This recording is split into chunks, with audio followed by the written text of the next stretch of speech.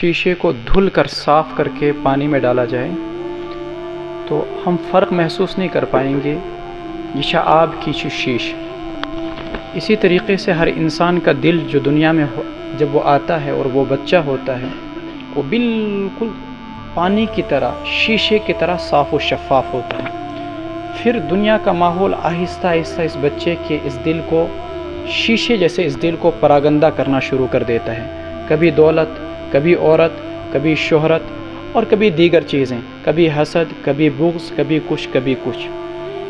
قرآن کریم کی سب سے طاقتور قسم جانتے ہیں آپ کون سی ہے؟ اللہ رب العزت نے 7 قسمیں کھا کر ایک مضمون بیان کیا۔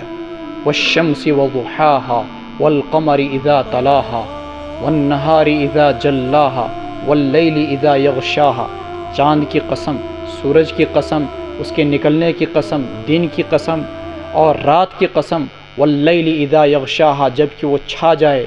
اور اسی طریقے سے آگے اللہ تبارک و تعالیٰ آخر میں ایک چیز فرماتے ہیں، قد افلح من زکاها۔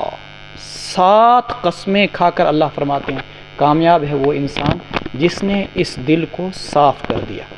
یعنی یہ دل یقیناً دنیا کے ماحول میں رہ کر گندا ہوگا، پراگندہ ہوگا، لیکن کامیاب ترین انسان وہ ہے جس نے اس دل کو صاف کیا۔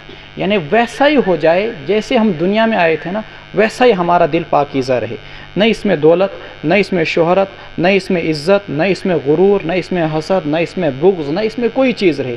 جب یہ دل ہمارا ایسا ہو جائے گا تو رسول اللہ صلی اللہ علیہ وسلم جو فرمایا یزکیہم، جو آپ کی بعثت کا مقصد ہے تزکیہ کرنا، وہ بھی حاصل ہو جائے گا۔ ہمارے یہاں خانقاہ، صوفیہ، بزرگ سب جو یہ ساری چیزیں ہیں یہ کس نے؟ صرف اور صرف تزکیہ قلوب کی خاطر، دلوں کی پاکیزگی حاصل ہو جائے۔ اللہ رب العزت ہمارے دلوں کو پاکیزہ بنائے، اللہ رب العزت ہم سب کو نیک اور صالح بنائے، رب العزت دنیا کی گندگیوں سے اور علائشوں سے ہم سب کو پاک و صاف فرمائے، آمین یا رب العالمین۔